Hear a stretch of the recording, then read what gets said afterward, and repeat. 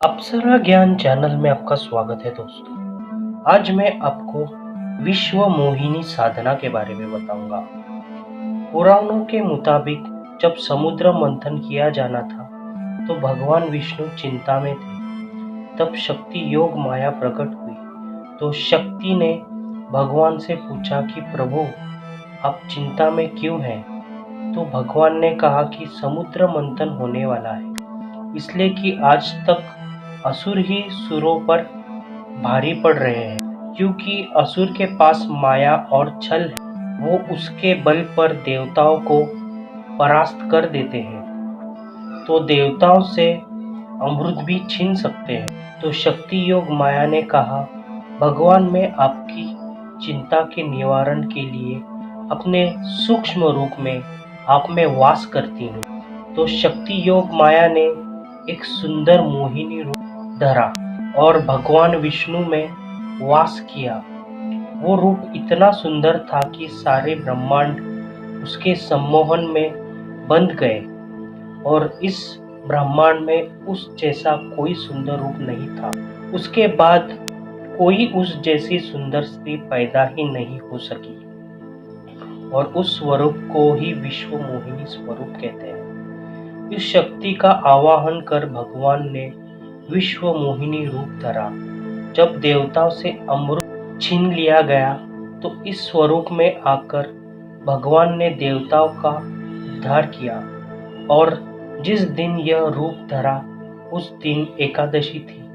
उस एकादशी को मोहिनी एकादशी के नाम से जाना जाता है। उस दिन भगवान के इस मोहिनी स्वरूप की पूजा, व्रत और साधना करने से सभी भौतिक कामनाओं की प्राप्ति तो होती ही है और इस मोह माया के बंधन से मुक्ति भी मिल जाती है। इस संबंध में एक कथा भी विख्यात है। एक बार एक सेठ था, उसके 5 लड़के थे। वो सेठ बहुत धार्मिक था, मगर उसका छोटा बेटा बहुत दूर व्यसनी था। उसके दुष्कर्म दिन ब दिन बढ़ते जा रहे थे और इस वजह से सेठ बीमार रहने लगा। फिर एक दिन उसने ऋषि शरण ली और इसकी मुक्ति का उपाय पूछा। तो ऋषि कोंडिया ने उनकी मोहिनी एकादशी का व्रत करने की सलाह दी। तब उसने व्रत, उपासना, साधना, पूजन, आचरण किया और इससे उन लड़कों में बहुत ही बदलाव आया और उस सेठ का जीवन भी निखर गया। मरण उपरांत विष्णु लोक की प्राप्ति भी हुई, जो कि उच्च कोटि के ऋषियों के लिए भी दुर्लभ है। असल में मोहिनी देवी योग माया है और योग माया 2 स्वरूप में है। एक तो वो जो अपने मोह माया में प्राणियों को उलझा रखती है। देवी मोहिनी के दिव्य आशीर्वाद से ही मोह माया के बंधन से निकल सकते हैं और अपनी साधना पूरी कर सकते हैं। बिना माया भंग हुए साधना में सफलता का संशय रहता है। दूसरा, इस जीवन में भौतिक सुख की कामना हर एक मनुष्य को रहती है और उनकी प्राप्ति के लिए भी हम मोहिनी देवी से प्रार्थना कर सकते हैं। देवी मोहिनी सर्व पापों में मुक्त कर साधक को अपूर्व सौंदर्य और सम्मोहन प्रदान करती है और हर प्रकार के भौतिक सुख देती है। दूसरा स्वरूप प्रेम का है। अगर आप किसी से प्रेम करते हैं और उस प्रेम की प्राप्ति के लिए भी इस विश्व मोहिनी के स्वरूप की उपासना कर सकते हैं, क्योंकि देवी योग माया का यह स्वरूप वास्तव में प्रेम प्रदान करने वाला है और प्रेम विवाह में सफलता प्रदान करता है, क्योंकि देवी के इस स्वरूप में आकर्षण शक्ति है।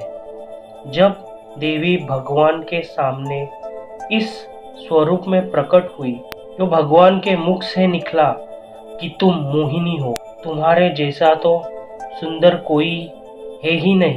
तो भगवान के मुख से मोहिनी शब्द निकलने से इस स्वरूप का नाम मोहिनी पड़ गया। और इस स्वरूप में इतना आकर्षण शक्ति है कि जिसको देखकर भगवान शिव भी इसके पीछे पीछे चले गए थे। यह देखने की ऐसे सौंदर्य स्त्री पैदा कैसी हो सकती है, इसलिए ऋषियों ने इस दिन इसकी पूजा अर्चना रखी कि जीवन में सभी सुखों प्राप्त की जा सके। देवी योग माया का विश्व मोहिनी स्वरूप अपूर्व सौंदर्य प्रदान करने वाला है। इससे बोलचाल का ढंग भी बदल जाता है। इसमें गजब की सम्मोहन आ जाती है, वाणी में सम्मोहन और दृष्टि में सम्मोहन, यह तक कि उसे जो भी देखता है उसको भी सम्मोहन में बांध जाता है। यह कि उसको जो भी कोई देखता है वो भी सम्मोहन में बंध जाता है। सभी प्राणियों में आकर्षण शक्ति का संचार देवी योग माया ही करती है और देवी का इस स्वरूप का आशीर्वाद मिलने से आकर्षण शक्ति पैदा हो जाती है। अगर आपके रिश्ते में मधुरता नहीं है, घर में पत्नी से या पति से मन मुटाव है, तो भी इस साधना से उसे दूर किया जा सकता है। यह साधना आपस में प्रेम पैदा करके रिश्तों में मधुरता लाती है। इसे स्त्री और पुरुष दोनों समान रूप में कर सकते हैं। यह साधना स्त्रियों में भी सौंदर्य और सम्मोहन पैदा कर देता है और उन्हें हमेशा तनाव मुक्त रखता है। यह व्यक्ति को कठिन से कठिन परिस्थितियों से निकाल देता है।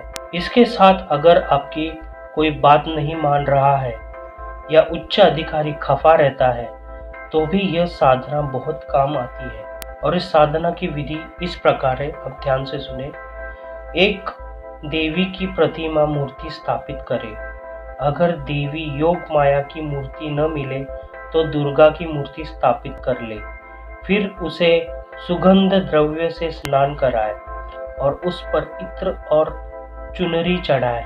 16 प्रकार के श्रृंगार ले और जहां बाजोट पर लाल वस्त्र के ऊपर देवी की मूर्ति स्थापित करनी है और उसके सामने बाजोट पर ही 16 श्रृंगार रख देने हैं और 7 किस्म की मिठाई का भोग लगाए और एक तिल की ढेरी पर तिल के तेल का दिया लगा दे जो देवी के चित्र के ठीक सामने रखे।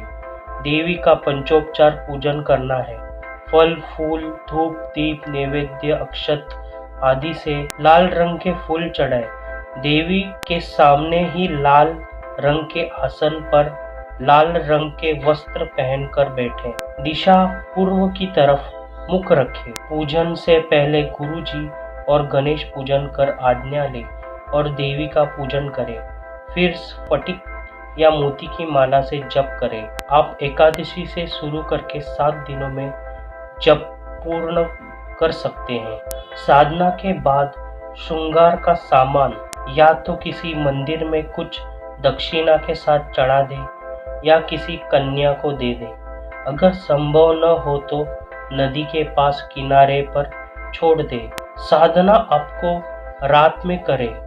8 से शुरू कर सकते हैं, कभी भी कर सकते हैं। मंत्र संख्या आपको 9000 से 10,000 करनी है।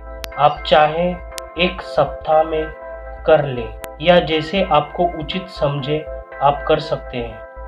दिन संख्या निर्धारित नहीं है। जब 9000 से 10,000, आप चाहे तो 16,000 रोज कर सकते हैं। सप्ताह में जब पूर्ण कर सकते हैं। इस तरीके से भी साधना पूर्ण हो जाती है। जब मधुरता से ही करें, जल्दबाजी न करें। इसलिए एक सप्ताह का वक्त है।